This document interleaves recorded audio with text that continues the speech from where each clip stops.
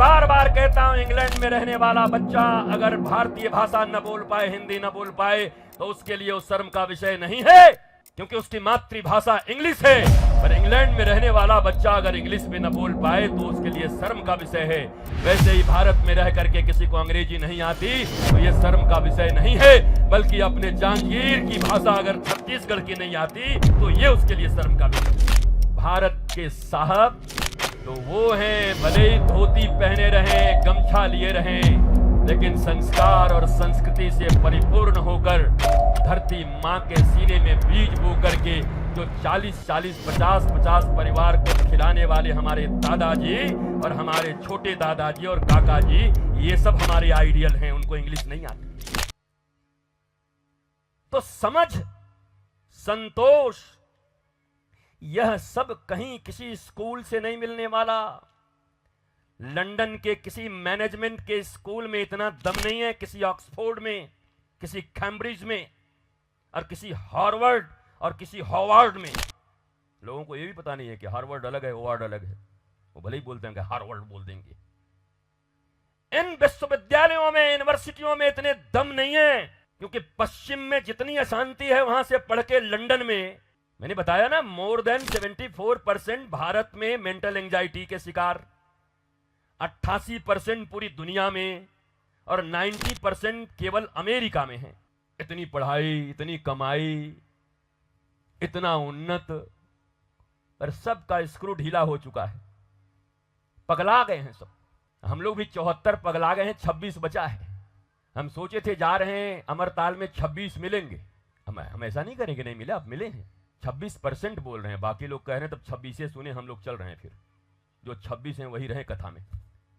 26%, 26% लोग भारत में वो हैं जो मेंटली अभी स्ट्रांग हैं, अच्छे हैं, वैल्यूज मालूम है उनको, लव का, पीस का, इटर्नल ब्लिसफुलनेस का। मैं ये थोड़ी बहुत अंग्रेजी इसलिए बोलता हूं क्योंकि हम कॉन्वेंट के सब विद्यार्थी रहे हैं पूरे जीवन, इसलिए सब थोड़े थोड़े सब जानते हैं। न बोले तो समझ में नहीं आता। आपका बेटा ही पूछता, मम्मा ये अंकल बोल रहे 69 क्या होता है मम्मा? बोला 69 बेटा 69। Oh my God 69। बताओ, इस ससुरे को 69 मालूम नहीं है, इसको 75 जूते मारो पहले। भारत में रह के इसको भारत का भाषा नहीं आता। अरे मैं बार बार कहता हूं, इंग्लैंड में रहने वाला बच्चा अगर भारतीय भाषा न बोल पाए, हिंदी न बोल पाए, तो उसके लिए उस शर्म का विषय नहीं है, क्योंकि उसकी मातृभाषा इंग्लिश है। पर इंग्लैंड में रहने वाला बच्चा अगर इंग्लिश में न बोल पाए तो उसके लिए शर्म का विषय है। वैसे ही भारत में रह करके किसी को अंग्रेजी नहीं आती तो यह शर्म का विषय नहीं है, बल्कि अपने जांगीर की भाषा अगर छत्तीसगढ़ की नहीं आती तो यह उसके लिए शर्म का विषय। कहां जाथस तोला मैं पहचानत हूं, कहा करथेगा। अगर यह भाषा हम नहीं जानते तो हम मनुष्य हैं, अपनी भाषा नहीं समझते, अपनी लिपि नहीं जानते, संस्कृति मिट रही है। मैं ऐसा नहीं कहता कि इंग्लिश नहीं आना चाहिए, थोड़े बहुत सीख करके रखे, जो आए उससे भी थोड़ा टंटरा के और बोलो, और ना आए तो आइंग फ्लाइंग लगा दिया करो अमिताभ बच्चन की तरह। हम आकाश में उतना गाएंगे जितना बातास में भंवरा फ्लाइंग, और यहां पर ये करिंग, इंग लगा दो इंग्लिश हो गया। मैं खाइंग, मैं कपड़ा फीचिंग, हो गया इंग्लिश। पर अंग्रेजों की गुलामी की ये दास्ता है कि आज भी 2-4 इंग्लिश बोलने वाले को साहब की निगाह से देखा जाता है। भारत के साहब तो वो हैं, भले ही धोती पहने रहें, गमछा लिए रहें, लेकिन संस्कार और संस्कृति से परिपूर्ण होकर धरती मां के सीने में बीज बो करके जो 40-40, 50-50 परिवार को खिलाने वाले हमारे दादाजी और हमारे छोटे दादाजी और काका जी, ये सब हमारे आइडियल हैं। उनको इंग्लिश नहीं आती, आप इनको मानते ही नहीं हो, उपेक्षा की दृष्टि है। ये थोड़ी पढ़ी लिखी लड़कियां तुम्हारे घर में आ जाती हैं कभी कभी बहू बन करके, क्योंकि तुमको भी बड़ा शौक होता है, जरा पढ़ी है कि नहीं, कितनी पढ़ी है? अरे ज्यादा पढ़ी मत खोज, नहीं तेरा घर बड़ी हो जाएगी। पढ़ी कौन सी पढ़ाई? What do you mean by education? शिक्षा का अर्थ क्या है? विद्या का अर्थ क्या है?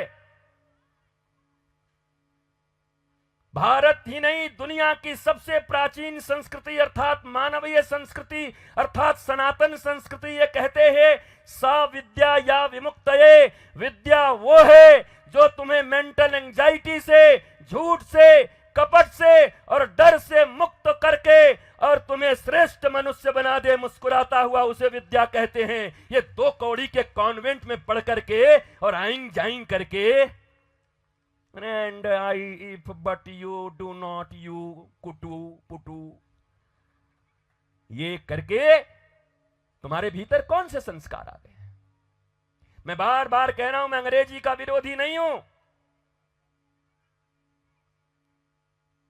कहने का मतलब यह है, मां कह रही है थोड़ा जा बाजार से सब्जी लिया, अभी मेरा मूड खराब है, मेरा तबीयत खराब है। अब बगल वाली भाभी जी, शरद जी, जी भाभी जी, आज आपके भैया की तबीयत ठीक नहीं थी, सब्जी लिया। भाभी क्या बात कर रही? पैसा लेना भूल गया भाभी से। हाथ देवे तो भाभी आपको पराया समझ रही है क्या? हम आपके अपने हैं। ये ससुरा मां की दवा नहीं ला रहा, सिगरेट फूंक रहा है। भाभी जी के प्रति इतना आकर्षण है इसका। क्या ये पढ़ाई है तुम्हारी? हैं? बताओ, भाभी जी घर पे। हाँ, वो मिला था मुझे मुंबई में आदमी, वो कलाकार मिला है। भाभी जी घर पे हैं, बताओ। ये माता जी घर पे हैं, नहीं बना अभी तक। भाभी जी घर पे हैं। भाभी जी घर पे तो तेरा क्या है बे? भाभी जी उस घर की बहू हैं, भैया हैं, तू कौन है? भाभी जी घर पे हैं। ये कैसे लोग, ये कैसी संस्कृति? और ये सारी चीजें हमें दुख दे रही हैं। इन साधारण चीजों को केवल संस्कारों में, सत्संगों में सुन करके तालियां बजाने तक हम सीमित हो गए, लेकिन इंप्लीमेंट नहीं कर रहे अपने घरों में। नहीं नहीं नहीं नहीं, आज गुरुदेव ने कहा है प्रातः काल उठ के रघुनाथा माता पिता गुरु ना वही माता सुन बे। भले ही तू 14 साल का हो गया, प्रणाम करनी, 14 साल वनवास दे दूंगा। लात मार के घर से निकालो बच्चे को। ये इतने कंफर्ट के सब बच्चे उच्चे भी कंफर्ट चाहते हैं। इनको जैसे लगे कंफर्ट छीन जाएगा, दंडवत, ये तो दंडवती परिक्रमा कर देंगे। प्रणाम मम्मी, पर तुम करते ही नहीं, करवाते ही नहीं। यहां से सुन के जाओगे सुबह उठ करके फिर वही आएगी, ए उठ जा, जाओ ना अभी मम्मी तुम्हें। अरे उठ जा बेटा, तै समझत नहीं, हंस रे। एक पटाखा लगा, दंडवत हो प्रातःकाल उठ के। और नहीं तो हमारे बनारस में हम बचपन में थे, एक जगह पर सामने एक सिंधी परिवार रहता था। तो ऐसे लड़का थोड़ा हल्का बदमाश होगा, राजू नाम था। तो वो मैं पहले भी सुना चुका हूं। एक दिन वो आया घर में, शाम को रात हो गई, बोला राजू बेटे। वो भी सोचा क्या पश्चिम से सूर्य निकल आया, हमारा बाप इतना मधुरता से। बोला राजू बेटे, बोला यस फादर। बोला खोल कपड़ा, निकल जा बाहर। और निकाल दिया महाराज सिंधी ने, घर से बाहर कर दिया। हमें सिंधियों को कहूंगा, कोई बेटा बेटी खराब हो तो निकाल दो, ठीक हो जाएंगे ससुरे। तो आप ये संस्कार दो, आप फेवर मत करो। पूरा महाभारत देखो, पूरे महाभारत में छल हो रहे हैं, कपट हो रहे हैं, झूठ बोला जा रहा है। कभी कभी महाभारत देख के तो आजकल के कलयुग वाले लोग कहते हैं इतने बुरे तो हम लोग नहीं थे यार। क्या छल, क्या प्रपंच, बताओ। लाख के घर में बंद करके उसमें आग लगा दे रहे हैं। उस जमाने में भी लड्डू में भीम को विष मिला के खिला दिया जा रहा है। बच्चे बच्चे आपस में, बताओ। कम से कम बच्चे तो कोई अच्छा समय था क्या? पर संस्कारों की धुरी बड़ी मजबूत थी।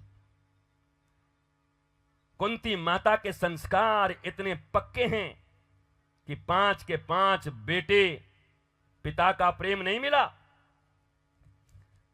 पिता का लालन पालन नहीं मिला, एक अकेली मैया 5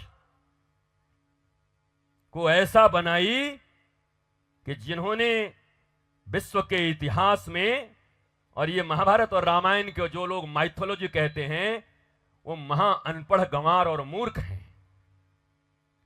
ये टटपूंजिए जितने लोग आजकल पैदा हो रहे हैं, जिनको न इतिहास से मतलब है न भूगोल से, ये डंडे और झंडे लेके खड़े होकर के कह रहे हैं this is mythology, this is पाखंड। कम हियर, कितना पढ़े हो तुम? आओ, जिरह तो नहीं करूंगा, तुम्हें तथ्यात्मक रूप से समझा दूं कि हिस्ट्री किसे कहते हैं और मिथ किसे कहते हैं। तो भारतीयों को यह भी नहीं मालूम, लिख दिया अंग्रेजों ने मिथ। बच्चों को पढ़ाया था रामायण वाला माइथोलॉजी। माइथोलॉजी तुम्हारा बाप, गोल्डन हिस्ट्री है रामायण। असली महाभारत का पता ही नहीं है।